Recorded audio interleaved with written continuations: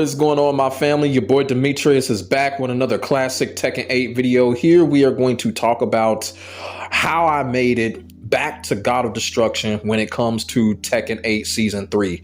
The reason that I'm making this video is because a lot of people have been, wanting advice and pointers on how to get to God of Destruction or how to get past ranks and stuff like that. In Season 1, I did a video on how to progress through ranks, but I'm going to do something different here when it comes to Tekken 8 Season 3. Now, in this video, what I'm about to discuss, it's one of those type of things, you know how people say what works for me may not work for you. That is true in some cases, but what I'm going to share in this video here, at least one or two of these could definitely work for the next person that's trying to get to God of Destruction or beyond. Now, I will say this. The reason why I look at God of Destruction so importantly, because when you get to the God 1s, God 2s, God 3s, in my opinion, don't really have a lot of value in them. You feel what I'm saying? I just don't find those God 2, God 3, God 4 ranks. I just don't find them valuable. And let's just keep it all the way real. God of Destruction is the rank that everybody is shooting for. You feel what I'm saying? And another thing with those other God levels is that you can actually take your time on them. But when it comes to God of Destruction is the rank that everyone is shooting for. That is the rank that has the target right now.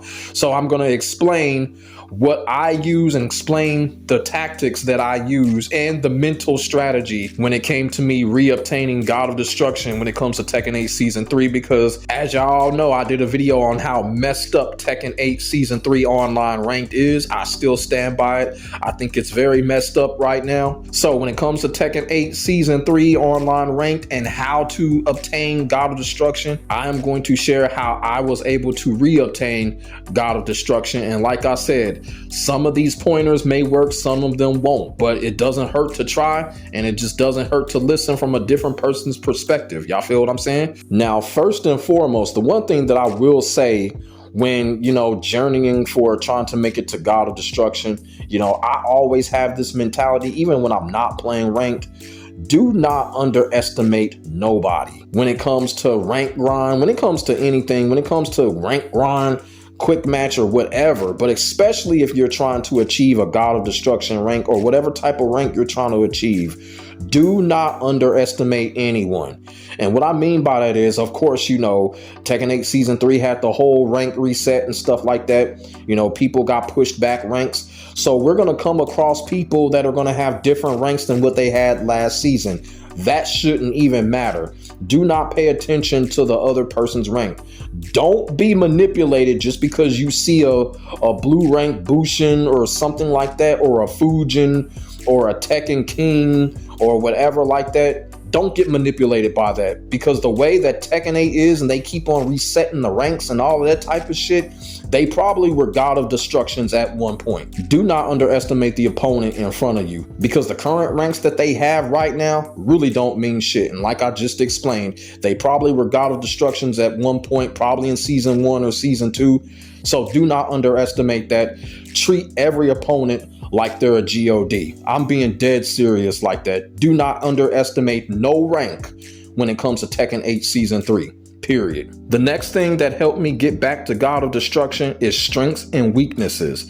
Now, yes, I'm talking about the opponent's strengths and the opponent's weaknesses when it comes to the character, but I'm also talking about your strengths and your weaknesses, not just with the character, but as you as a player. Now, we all know Tekken 8 is a game that, the game does hide the character's weaknesses in a lot of situations. But at the end of the day, us as players, we have weaknesses as well. And the thing about it is, when you are grinding to try to get the God of Destruction, make sure you know what your mental strengths and weaknesses are when it comes to this game. Because if you're going up against an opponent that is smart as far as reading and as far as basically following what you're doing and tracking, they can take advantage of that. And what I mean by that is, if you have any bad habits as a player, you need to get that in check. You need to find out what that bad habit is, and you need to diminish it. And vice versa. If you're going up against an opponent that has a bad habit, mentally, not a character, but if they have a bad habit as far as doing a certain move all of the time, you need to punish that and make them pay for it. And maybe they'll put that bad habit in check. But sometimes, a lot of these players, they'll keep on doing the same thing, even if they get hit and comboed, because, that's how Tekken 8 is. But yeah, strengths and weaknesses, very important on both sides. And like I said, not so much with characters. Yes, if the character is showing any weakness, take advantage of it. But it's really the player. If the player is showing weakness, take advantage of it.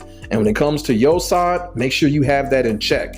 And it also leads into my next thing, is punish the obvious. And what I mean by that is, one thing about Tekken 8, I may be wrong what I'm about to say, but when it comes to the whole frame game, it really doesn't matter when it comes to Tekken 8. It really don't. They changed the game too much. Too much is going on with the game. All of these systems and mechanics that they have going in, the frame game really don't mean shit when it comes to Tekken. But when it comes to a certain handful of moves that a lot of these characters have, yes, a lot of these characters have moves where you've got to punish them. Obvious punishments, you feel what I'm saying? For example, Yoshimitsu's Flash, when you see that, you gotta punish it. Lily's Snake Edge, when you see that, you gotta punish it. Or when she does her front flip kick, when you see that shit, you gotta punish it. Pretty much all Snake Edges in the game, if you see Snake Edge, you've got to punish it. You feel what I'm saying? If you get hit by one Snake Edge, okay. If you get hit by a second Snake Edge, it's time to buckle down. If you get hit by a third one, you're probably gonna lose. And let's keep it all the way real. You probably deserve to lose if you get hit with a third Snake Edge in battle. That is the honest to God truth, and it'll definitely hinder you when it comes to you and your journey to getting God of Destruction. So all Snake Edges in the game need to be fucking punished. You feel what I'm saying?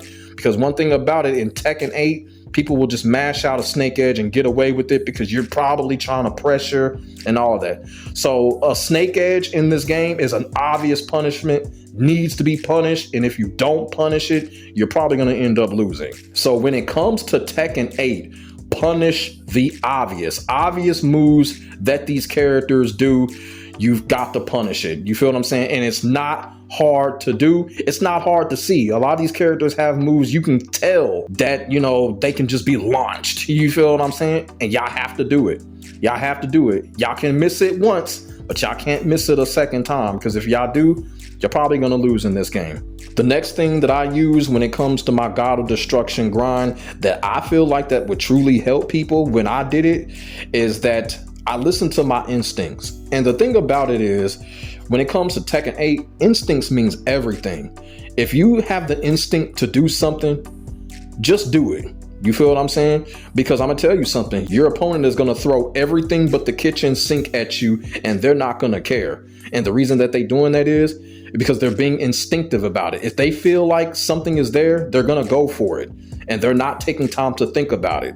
And that's what you have to do when it comes to Tekken 8. Now, there are some YouTube videos out here. I've seen them. They'll tell you some bullshit on like, Tekken 8 is a thinking man's game. You really gotta have a brain.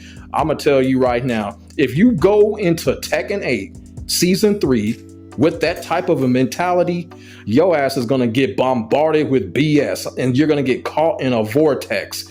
This is a game you have no time to think. The only time when you need to be thinking is when you're on defense. That is it. But if you have the offensive advantage and you feel like you can get your opponent in that type of vortex or a counter hit situation or a launcher situation, do not think about it. Listen to your instincts and just do it.